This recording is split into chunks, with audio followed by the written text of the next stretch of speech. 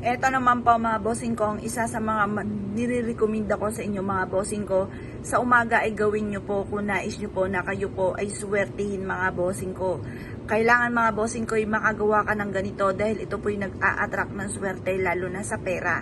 Kung may problema ka sa pera, lubog sa pagkakautang, huwag mong istresin ang inyong sarili. Ganito po ang sikreto mga bossing, itulog nyo po yan. Ngayon pa mga bossing, napaisip po kayo, ba't yung itutulog? Una-una mga bossing, kung ikaw po ay i-stressin nyo lalo ang inyong sarili, kayo po ay pagod na ng kakaisip, hindi kayo makakaisip ng tama. Kailangan itulog nyo po muna, pero sandali lang ang tulog, hindi po maghapon mga bossing. Kailangan papahinga nyo lang inyo pong isipan, kasi ganun din ako. Kapag po parang pagod na ako, ang sakit na ng ulo ko, ay talagang hihiga po ako mga bossing. Kaya pag alam po dito sa amin mga bossing, pag ako po ay humiga, kailangan ko talaga muna ng tulog kasi hindi ako makakapag-isip ng tama kapag po pinuwersa ko ang aking isipan. Pero panandalian lang po yun at hindi maghapon na nakahiga mga bossing. Ngayon pa mga bossing kasi pagtapos ko makapagpahinga, dumadaloy na sa akin ang kasipagan. Doon ako napapaisip kung ano po yung tama kong gawin. Ganun din po gawin po ninyo. Tapos sa umaga bago ka umalis ng inyong bahay, gawin nyo po muna ito. Ito pa mga bossing ko yung bigas at ganun din ang asin. Paghaluin nyo laang po yan mga bossing. Pero habang hinahalo nyo po ito, paulit-ulit mong binubukas sa inyo pong bibig na nakaharap ka sa gawing silangan. Kung saan sinag ng araw mga bossing ko, mag-wish ka. Sa pamamagitan ng aking sipag at tiyaga at pananalig sa mahal na Panginoon at sa mga pampaswerteng ito. Kaya gagawa kayo ng pampaswerte para wala ka ng pagkukulang pa.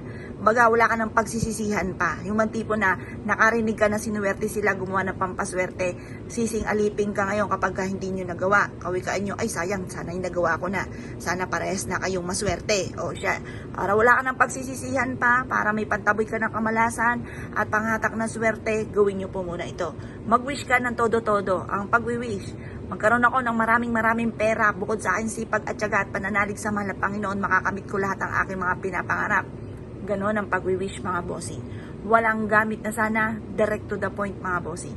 At pagkatapos ito mga bossing ko, mag-wish ka na ng, halimbawa, magkaroon ako ng malaking bahay, magkaroon ako ng napakaraming sasakyan, magkaroon ako ng negosyo na dito na ako yayaman at magkakaroon ako ng limpak-limpak na salapi. Maliligtas kami na aking buong pamilya sa anumang kapamakan, makakatapos ang aking mga anak sa kanilang pag-aaral at magkakaroon sila ng magandang buhay, mayamang buhay, masaganang pamumuhay mga bossing. Walang masamang mangarap, libre ang mangarap. Kaya lubos-lubusin nyo na, libre na nga po yan mga bossing. Iuuntian nyo pa mga bossing. Pero lagi yung tatandaan mga bossing, kung gaano kalaki ang pangarap, ay ganun din ang pagkayod. Baka naman napakaraming pangarap pero konting kembot lamang pagod na. Naku mga bossing, huwag kang umasa kapag gano'n ang sitwasyon. Kaya kailangan tambalan po yan eh. Kailangan mga bossing, sipag at tiyaga at pagkatapos mangarap ng malaki. Ngayon po mga bossing, pagtapos na kayong mag-wish, ibilad nyo lang ito sa sinag ng araw at pagkatapos hanggang alas 8. Pagkatapos ilagay nyo sa isang pouch na kulay pula, gold or kaya ay green. Kasi ang mga kulay na yan ay masuswerte. Tapos yung orange, mabilis naman ang solusyon sa problema at kasaganahan ang dulot. Ang violet naman anti-stress. Ang blue for healing and for wealth mga bossing. O, nasa inyo na kung anong gusto nyo po dyan. At pagkatapos ay dalhin ito kahit saan kayo magtungo. Mapapasin ninyo na lagi kang iaadya kung saan lagi kayo suswerte, nagagawa mga bagay na hindi inaasahan na dito pala kayo ay yayaman. Kaya kung kayo pinaniwala at tayo siya po itong gawin, ay siya mga bossing, good luck po sa inyo po lahat.